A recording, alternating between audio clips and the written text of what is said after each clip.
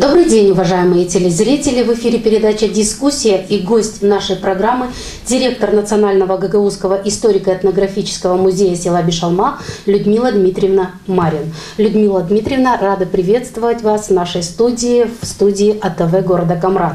И тема сегодняшней нашей беседы – проблемы и перспективы музея села Бишалма. Людмила Дмитриевна, насколько мы знаем из истории музея, музей основан 16 сентября 1966 года вашим отцом, гагаузским писателем, скульптором, драматургом и художником Дмитрием Карачеваном. Можем ли мы считать или говорить о том, что вы продолжаете дело своего отца, и насколько сложно сегодня работать женщине в музее? Да, хороший вопрос. Вначале чуть-чуть о музее. Да, отец из ничего, скажем, на ровном месте заложил ту изюминку, которая сегодня называется нашим музеем. Жемчужиной Гагаузии даже. Жемчужина – это, я не знаю, но музеев у нас в Гагаузии 10. Но так как наш музей, он является одним из самых первых открывшихся в Гагаузии, он на сегодняшний день является самым таким вот, одним из активных работ посещаемых, да? Посещаемых, работающих. И то, что продолжение, да, вот музей начал Карачеван. В начале 1966 году музей находился в старом здании. Потом с 70 по 72 было построено новое здание, где сейчас размещена основная экспозиция нашего музея. И отец смог насладиться той нагрузкой рабочей до, можно сказать, почти до 1982 года. Потом так получилось, вдаваться в особо глубокие рассуждения не буду, но он ушел с музейной работы, он занялся непосредственно, писал. В течение с 1982 года по 1986 год в музее директора не было. А музей работал в это время? Да, музей работал.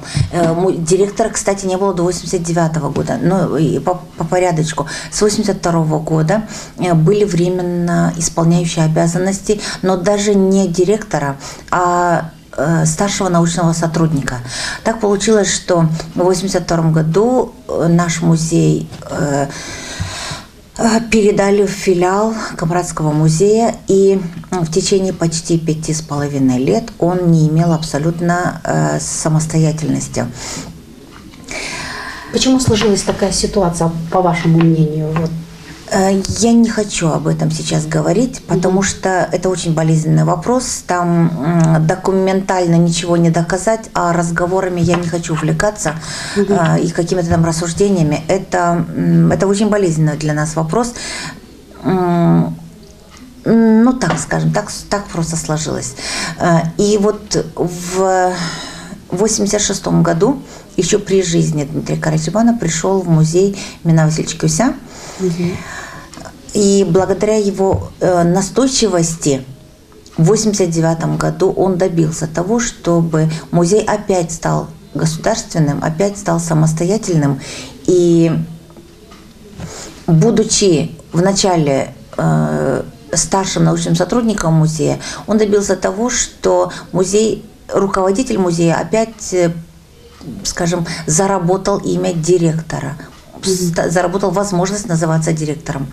И действительно, после отца первым директором стал Михаил Васильевич Кюся. В 90-м году Афанасий Карачебан закончил в Киеве художественный институт. Его дипломная работа была Дмитрий Карачеван. Бюст, да? Это не бюст, это скульптурный портрет, общий такой вот, общий в рост человеческий. Вот В увеличенном даже как формате, памятник, да, памятник. И это на защите была Покровская.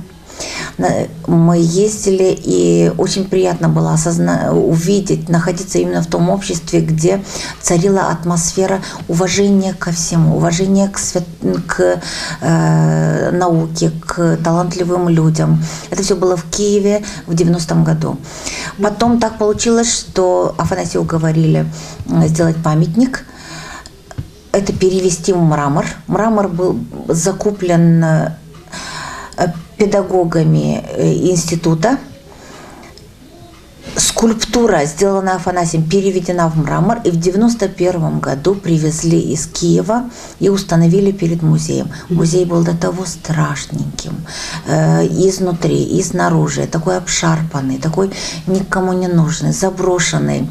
И благодарна тем, я лично благодарна тем людям, которые смогли в то тяжелое время сохранить музей. Софья Петровна Кара. Это жители села Бишалма? Это не то чтобы жители, это работники музея. Работники музея. Да. И именно вот от Софьи Петровны очень много зависело. Расслабься она, то вряд ли бы мы сегодня имели бы те фонды, которые...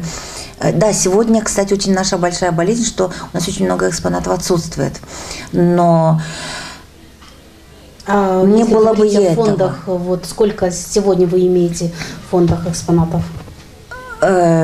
Значит, я пришла в музей в 97 году, фондов было 6 тысяч. На сегодняшний день со всеми вспомогательными фондами, со всеми видео, негативным фондом около 19 тысяч.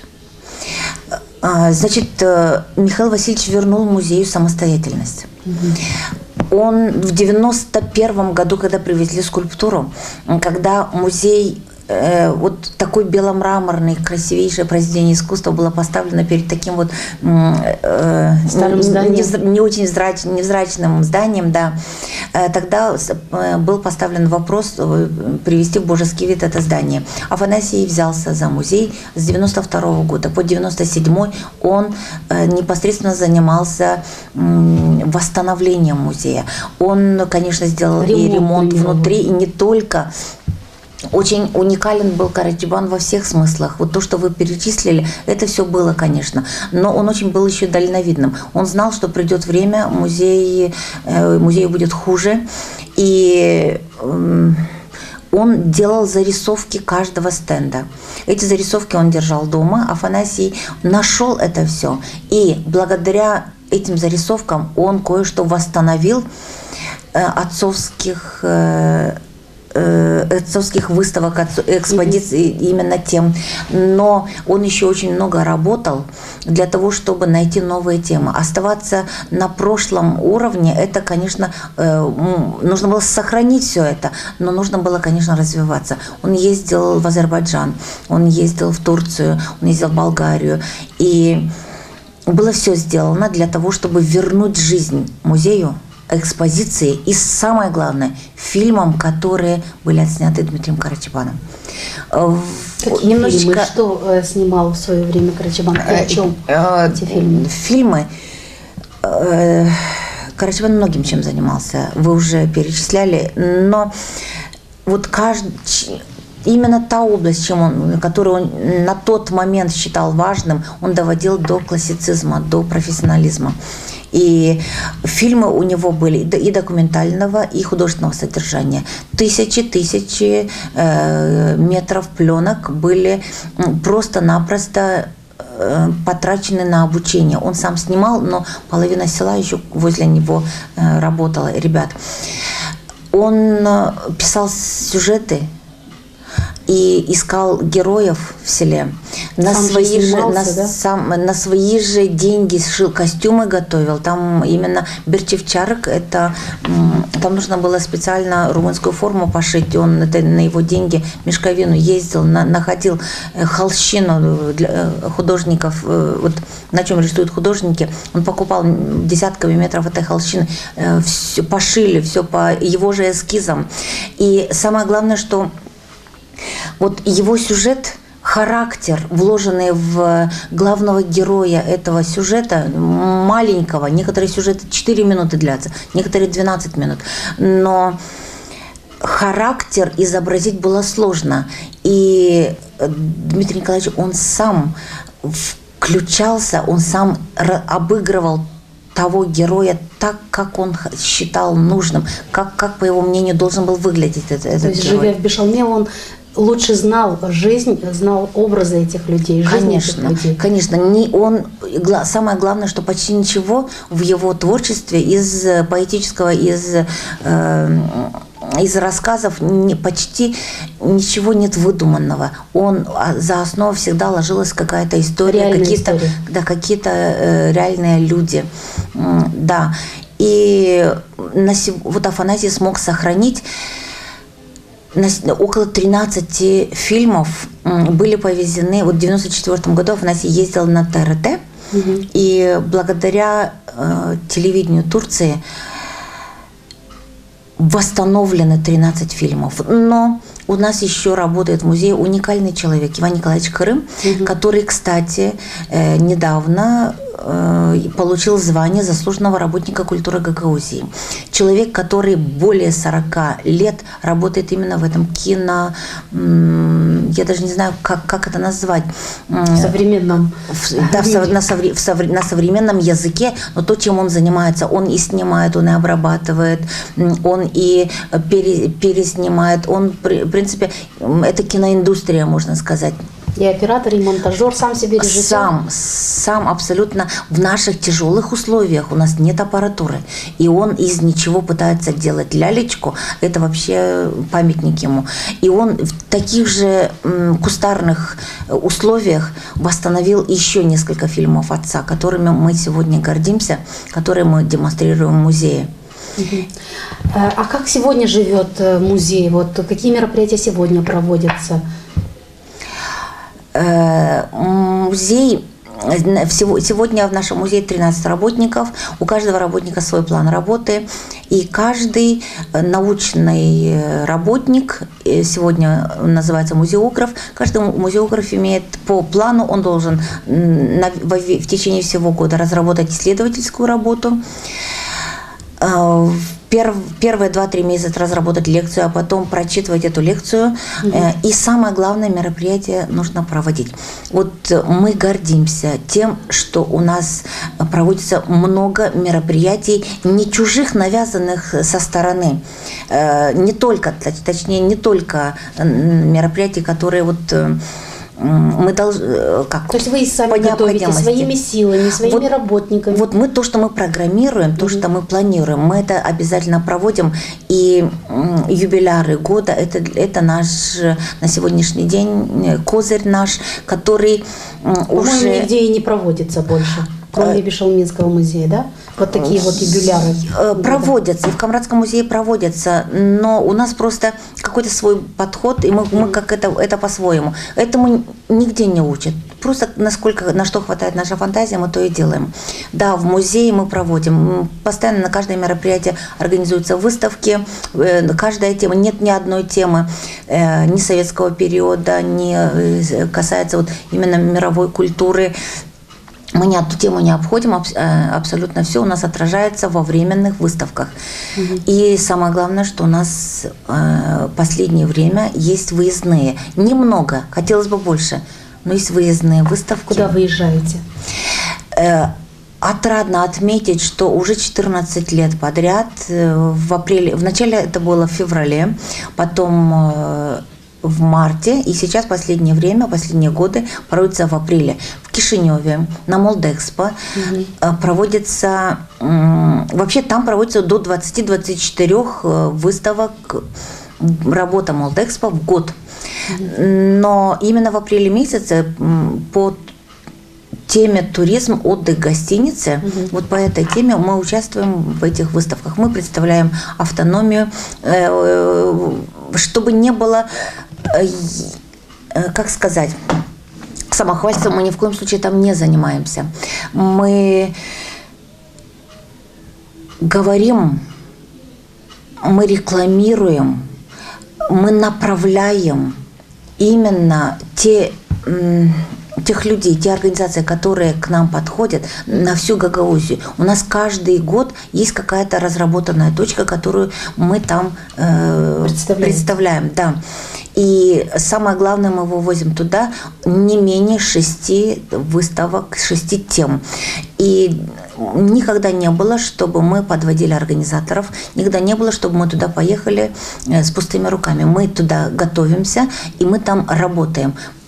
Как говорится, по стойке смирно, принимаем, встречаем. Ни один человек даже мимо не может пройти, мы его обязательно втягиваем в наш уголок и рассказываем, кроме того, раскрываем вы те участвуете темы. еще и у нас на все мероприятия, на День Гагаузии, на Дни города тоже я видела, вы выставляете целые, вот об этом расскажите немножко, целые домики. Да, вот одно время, да, мы выставлялись от имени Гагаузии, от имени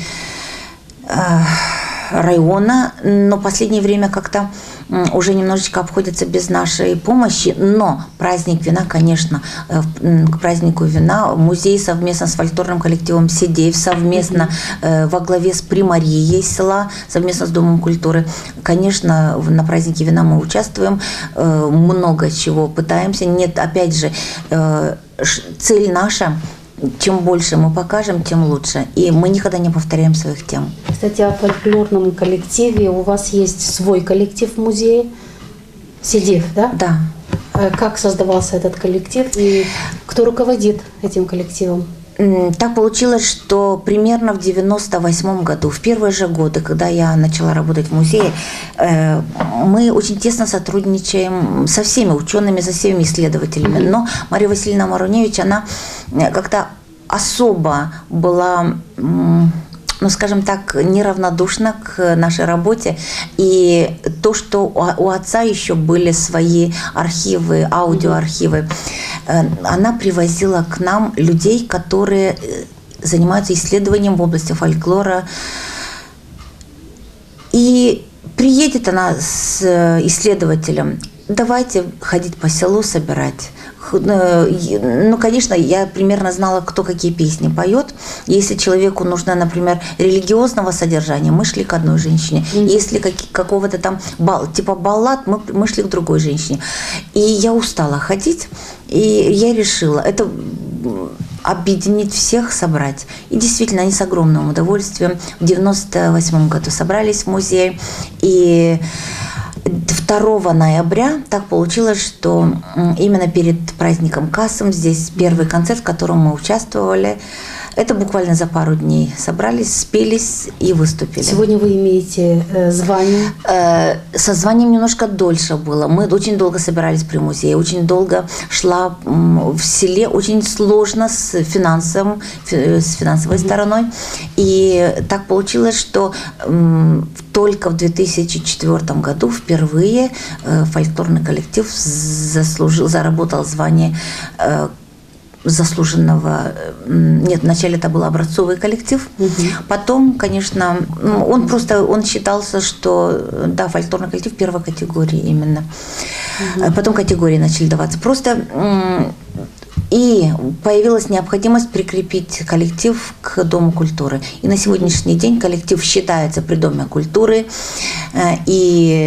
Но как обычно, собираемся по традиции, собираемся в музее, так как Дом культуры у нас в очень тяжелом состоянии, там собираться негде, ни холод не спасает, ни от холода здание не спасает, ни от дождя, ни от чего.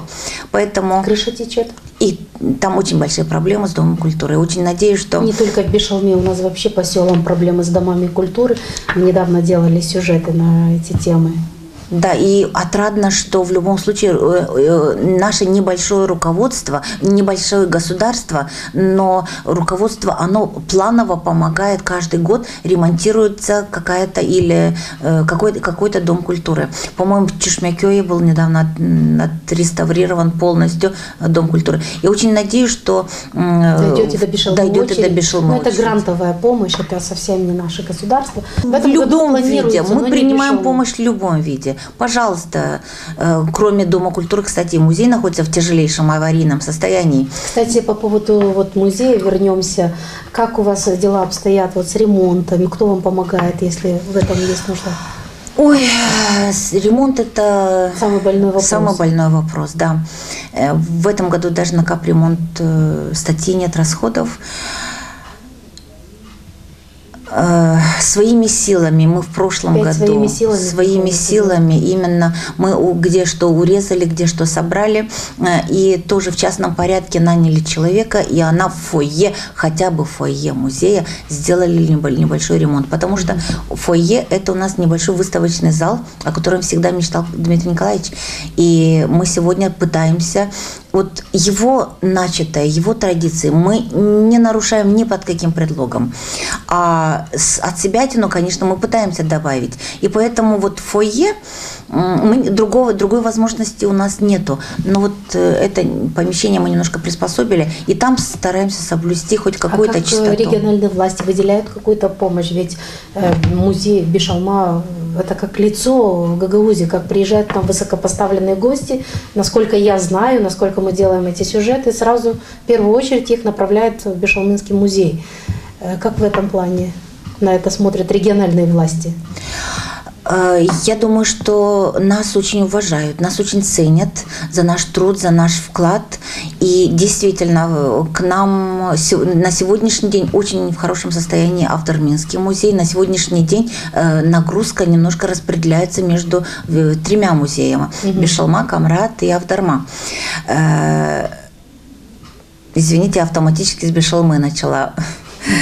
Но когда было больше нагрузки у нас, да, тяжело было, но мы это все переносили, с достоинством переносили. Но насчет вот, да, есть помощь, но просто косметическим ремонтом нам на сегодня не обойтись совсем. У нас здание едет, оно просто расплывается, оно раздваивается. Там огромные трещины, сотрудникам очень сложно работать в кабинетах. Крыша течет, сквозь стены стоят, сквозняк. Иногда так получается, когда тишина, и сидишь, вот у нас в 5 зале демонстрируешь фильм, и в 5 зале вот скрипят, чувствуется, как движется здание.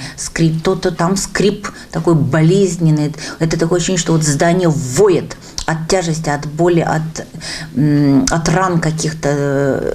И очень аж мурашки по телу, насколько... И молюсь, чтобы выдержал подольше. Но сегодня нужно стянуть здание обязательно. Каким-то образом закрепить эти стены. Я не знаю, каким образом это можно сделать. Не дай бог землетрясение. Ой, не дай бог, не дай бог. Это тоже очень болезненно. Но самое главное у нас фонды. У нас сегодня фонды расположены под потолком на крыше. И когда течет, у нас очень тяжело. Это мы прямо практически с тазиками ходим. Мы и иногда так, чтобы сохранить. Чтобы все это сохранить. Уже на полу мы пытаемся поднять экспонаты над полом. Вот. Но это мало что помогает, потому что не влаги много. Именно дождливый период, сырости хватает, а в жаркий период это обязательно. Это под крышей, представьте, жесть и температурный, очень огромный перепад температуры. Если оно от влаги не погибает, то оно обязательно трескается от жары. Если жара более-менее спасет, то мороз, холод обязательно доконают эти экспонаты. Нам нужно фондохранилище. Примария нашего села уже выделила территорию. За зданием музея есть небольшой кусок земли. Помогает тоже. Примария документально они помогли. Но морально поддерживает. Ой, слава богу, моральной поддержки у нас много. Вот хотелось бы немножечко и посерьезнее, да, вот такой вот повесомее эту помощь. Начиная с 2010 года мы обращаемся именно в ТИКу и очень надеемся, что ТИКа поможет с постройкой здания. Нам, по крайней мере, обещали. Не просто обещали. Вот когда наш президент Молдовы, господин Тимофти, с его окружением, с депутатами парламента ездили в Турцию в декабре месяце прошлого года, Александр Дмитриевич Стояногло, он сам лично мне звонил и сказал, что там речь пошла вот примерно вот такого содержания. Был разговор, что конкретно в Молдове будут оказаны две целенаправленные помощи. Это Саровской крепости и Бешалменскому музею. И я очень надеюсь, что действительно, ну просто уже середина, я очень переживаю, уже середина года, когда же все-таки начнется? Обещали на этот год. Я очень надеюсь, что вначале мы сможем построить здание, именно помещение, перенести экспонаты туда и переделать, или что-то надо делать с этой крышей, чтобы не текло, и закрепить здание. Там хотелось бы вот примерно распределить так. Я не знаю, я очень капитальное строение для... Да, очень надеюсь, что с постройкой займутся и турецкая сторона, а с внутренним ремонтом именно я смогу, может быть, что-то выбить у нашего государства. Сколько залов у вас и хватает ли вам эти залы? Может, вы планируете что-то построить еще дополнительно или кабинеты для работников? И вообще, как живет сегодня работник музея? Какая зарплата? Можно ли жить на эту зарплату, работая в музее? Болезней у нас много. Болезненных вопросов очень много. И один из самых болезненных именно зарплата. Это настолько маленькая зарплата, что сегодня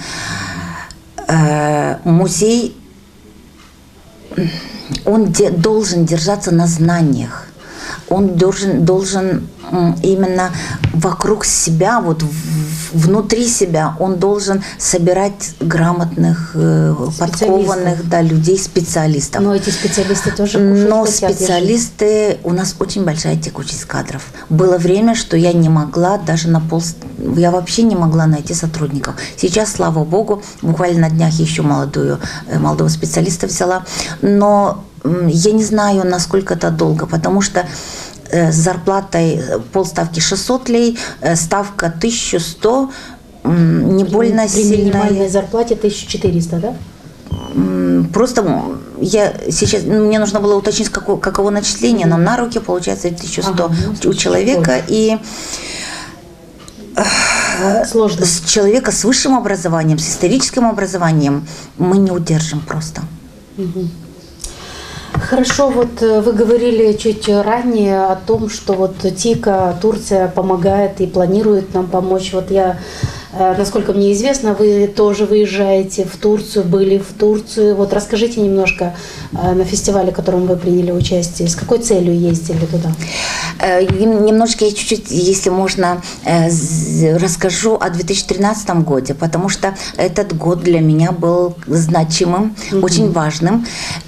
Я в 2013 году приняла участие, слава богу, благодаря руководству автономии, приняла участие в международном международной конференции, это было заседание совместно ЮНЕСКО и Тюрксоя по защите материальных и нематериальных ценностей тюркского мира.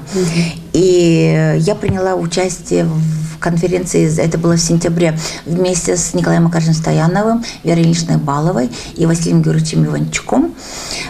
Каждый отвечал за свою область. Там было три направления конференции, и каждый участвовал своими докладами, да? Со своими докладами, со своими выступлениями, видео, представлениями. И я отвечала за нематериальную культуру. Так получилось, что в 2011 я была в Казани, именно по нематериальной культуре. Сейчас вот я была уже в нематериальной культуре. Это что? Значит? Это традиции. Это именно то, что богатство, духовное богатство народа, да, вот чем мы живем, наши традиции, наши обряды. И эта поездка была в Ескишехир. И это вполне возможно стало немножечко значимым. Именно впоследствии, что что меня еще раз привело в Эскишехир. То есть вас пригласили еще раз? Да, это планово, ежегодно проводится вот это вот заседание Тюрксой совместно с ЮНЕСКО по культуре. Нематериальная, материальная культура, по языку.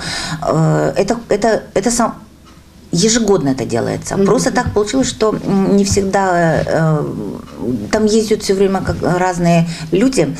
И ну вот так получилось, что я была в Эскишехире. Вполне возможно, вот это и подействовало, что ли. Вначале немножечко о второй поездке. В октябре месяце так получилось, что я получила еще одно приглашение в Турцию. Я ездила в Бурсу и в Стамбул. Там в течение 5 дней был форум музеев, форум музейных работников. И мне попало величайшее, я не знаю, жребий, что это. Это, я не знаю, росчерк такой судьбы, что... Я была в числе учредителей Союза музеев тюркского мира. Я очень горжусь этим. И так получилось, что... На тот момент просто создали этот союз. Создали этот союз, создали эту ассоциацию. И так вот был намек на то, что вот в 2015 году юбилейные даты, там, связанные с культурой, очень много мероприятий будет проходить в Казани, поэтому вот этот симпозиум, как часть мероприятия, они в Казани проведут. И был намек на то, что вполне возможно в 2016 году форум музей проведут в Бешалме, в Бешалминском музее. И просто там действительно получается, что нашему музею будет 50 лет, и это красиво. Это совсем скоро? Это совсем скоро. Совсем скоро, меньше, чуть меньше даже. Я очень надеюсь, что музей мы сможем привести в достойный вид, чтобы, да. И в этом году, я не знаю, но величайшее счастье выпало на мою судьбу. Так получилось, что я была в отпуску. Редко ухожу в отпуск. И для того, чтобы побыть в отпуске, это нужно обязательно куда-то уехать. Я ездила в Москву, думаю, отдохну там у дочери с внуком. И по электронной почте я получила письмо, приглашение в Турцию. Я вначале подумала, что это шутка чья-то, и не сильно разволновалась, как я обычно делаю. Спросила у некоторых знакомых, что это такое, кто был в курсе, кто не был в курсе, но мне особо помогла Дора Ивановна Арнаут. Когда я показала вот это письмо, она говорит: ой, как я рада, говорит, что это именно ты выиграла. И оказывается, несколько человек именно с Гагаузии, они были кандидатами на эту награду. Что это было? Значит, в этом письме было написано, что я получаю награду за вклад в развитие культуры, науки и искусства. Вполне возможно, что именно культуры, но там указано именно все эти 3 области, что я получаю вклад именно в этой области. И поехав туда, удивительно, что каждый раз мы получаем какие-то пригласительные, какие-то программы. В этот раз ничего. Нас сажают в автобус, куда-то возят, самые красивые места Турции из Эскишехира показывают. Нас кормят. И именно культурная программа. Я спрашиваю, ну вот что все-таки? И потом я выясняю, оказывается, в течение всего 2013 года Эскишехир был, я это, конечно, знала, что Эскишехир был культурной столицей тюркского мира. И получается, что закрытие года столицы, культурной столицы Эскишехира, именно они на эти даты 20-21 марта были назначены, и они совместили несколько праздников. Кроме закрытия года, они и Невруз. И я не знала, как я попала туда, каким образом. Но на первом же грандиозном концерте я такого никогда не видела. Это только по телевизору я видела вот эти летающие камеры, вот эти вот огромные залы, полные полные народу, воскликов, гул, шум, музыкальный шум. Это только в телевизоре было, в моем представлении. И тут я попадаю прямо в центр, и мне так стыдно, что вот я здесь, может быть, есть люди, которые больше меня заслужили. Но я потом успокоилась, когда я увидела Федора Ивановича Занета. Скромничаете. Когда я видела... Вы действительно заслужили эту поездку. Дело в том, что, понимаете, я работаю не больше... В смысле как? Я работаю. Я просто работаю и выполняю свою работу. И ни в коем случае не для того, чтобы меня это заметили. И я искренне делаю то, что я хочу. Если это заметили в Турции, значит, не просто вы выполняете работу, а действительно выполняете. Я рада, что это действительно... Что они вот именно мою работу не обошли своим вниманием. И вот когда я там увидела Федора Ивановича Занета, когда я там увидела Дмитрия Андреевича Камбура, Василия Георгиевича Иванчука, а потом еще вот над сценой там есть уголок, я не знаю, балкон, как называть именно ту часть, где Дюзова и Татьяна Ивановна Щеголева рукой машет. У меня, я не знаю, мне слезы накатили от гордости, что вот гагаузы, они вышли, они вырвались с того небытия, с той... О нас мало знали. А то, что знали, это, как говорится... И скрывали. Мало и неуглубленно. А сейчас вот наконец-то нас приглашают. Мы участвуем в таких грандиозных мероприятиях. И действительно, я очень рада, что попала на этот праздник. И получилось, что участвовала и на Неврузе, и на вручении наград. И самое главное, там еще, вот как у нас проводятся этнокультурные фестивали в Кишиневе, в Камрате, вот праздник вина, там тоже напротив Примарии, Белидье из Кишихира сделали огромные, вся площадь была усеяна шатрами, именно такие палатки, где Гагаузи опять была. И очень рада. И был Гагаузский угол, и Неждетбей, он муж Веры Кыльчик, именно работницы, в прошлом работницы музея. Он от имени всех гагаузов принимал гостей. И на какое-то время мы тоже очутились в этой палатке. Этот человек, он, Неждетбей, он как-то очень скромно себя, когда кто-то из гагаузов был, очень скромно себя в сторону ставил и нас все время выдвигал, чтобы мы что-то там говорили, чтобы мы что-то представляли. И во всяком случае там было очень красивых 3 проведенных дня, огромным количеством мероприятий и, скорее всего, огромное количество вложенных денег. Потому что мы все ездили за счет турецкой стороны. Приглашенной стороны. Да. И это все-таки хорошая, круглая сумма. Хорошо, но давайте о награде. Вы там получили награду. Да. Покажите и расскажите нам, вот, что вы там получили. Да, так получилось, что каждый приглашенный, они поехали своим приглашением, своей группой.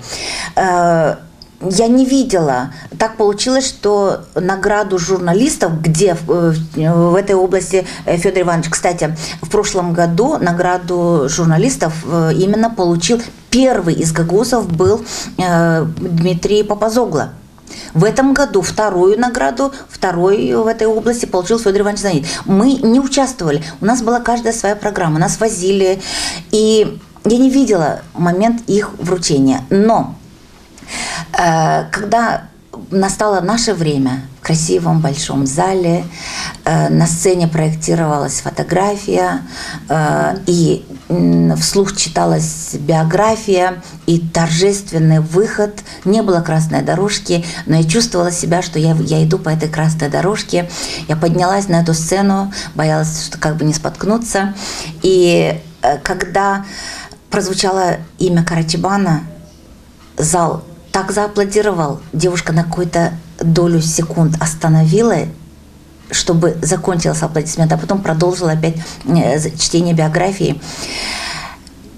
Нам вручили 30 человек, с 30 представителей 30 тюркских народов. И по мнению именно из Кишихира, 30 человек получили в нашей области вот такие вот красивые награды.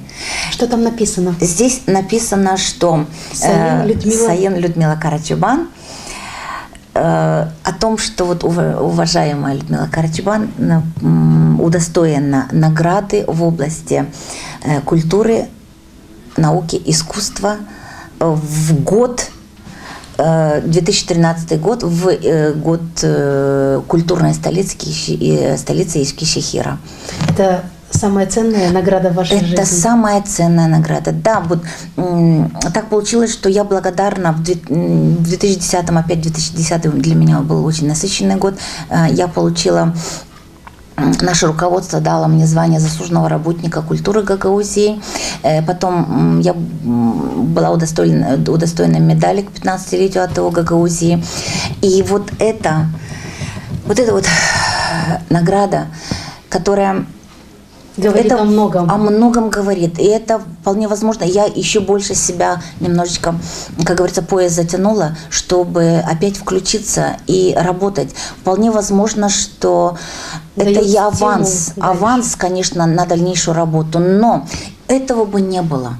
Не было, если бы не Дмитрий Карачубан. Если бы не музей.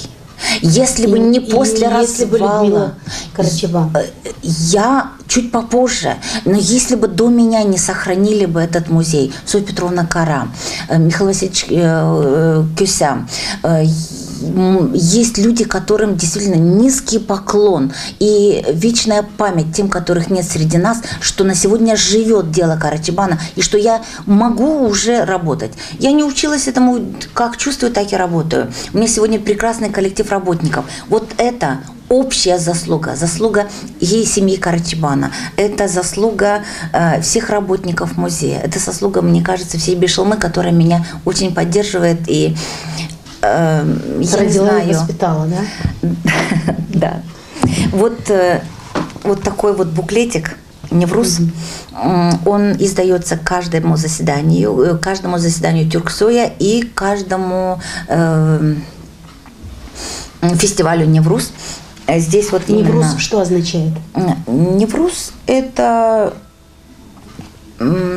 Название фестиваля. Название фестиваля, да? это начало весны. Я сейчас вот хороший вопрос, я для себя обязательно найду ответ и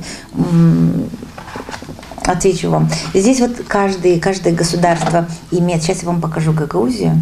Вот она, Гагаузия. Угу. В этом году кто участвовал на этом праздновании Невруза. Вот примерно...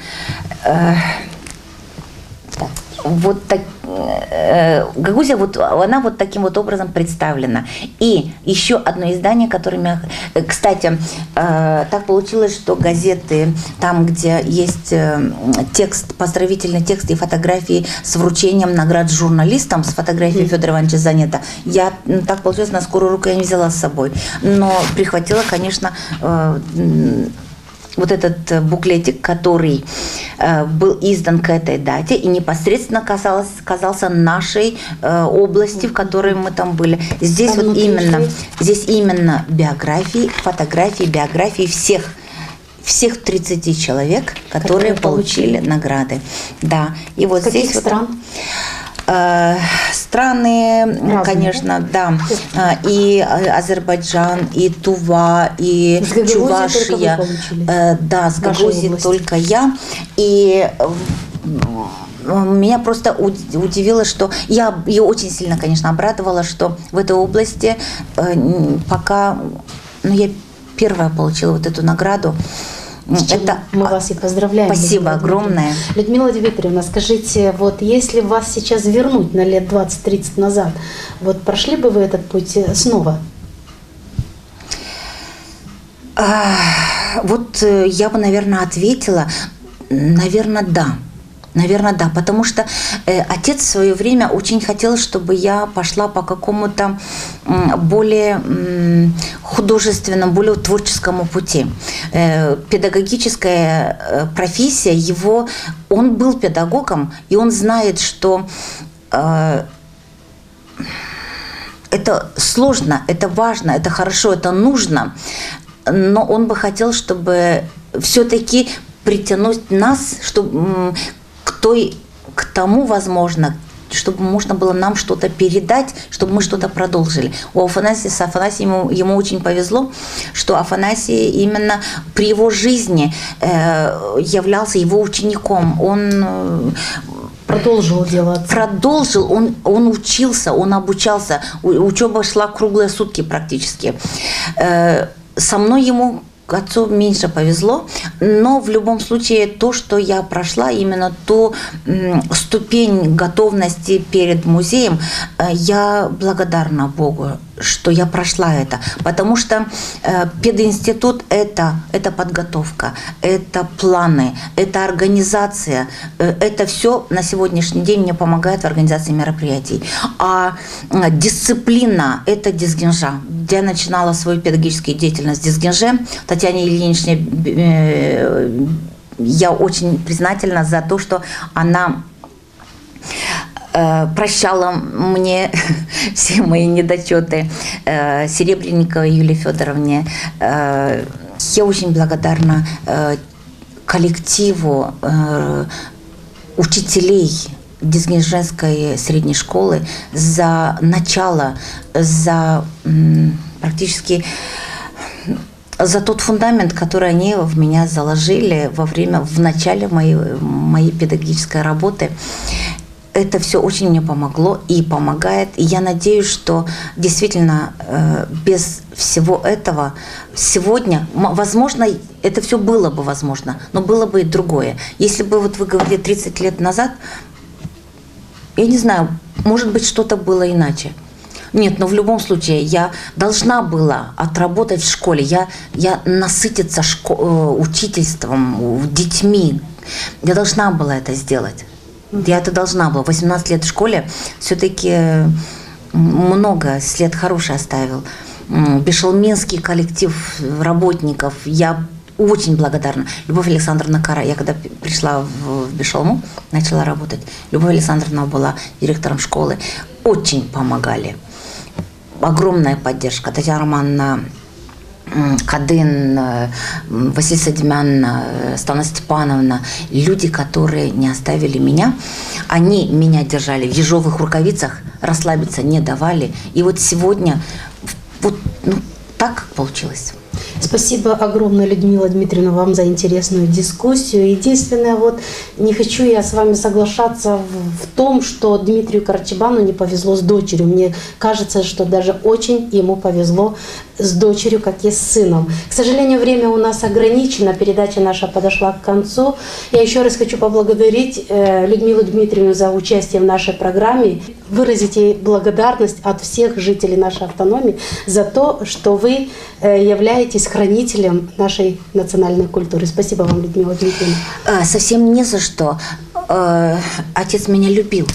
Он в меня вкладывал то, что у него получалось вложить. И в любом случае, спасибо вам огромное за то, что сегодня вы, пригласив меня в эту студию, в эту красивую студию, дали возможность высказаться, излить душу, вспомнить тех людей, которым я благодарна. И хочу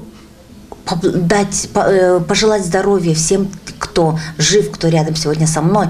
И вот в пасхальные дни пусть Бог этих людей помянет. Говорят, если люди помнят, значит, не дадут забыть Богу этого человека.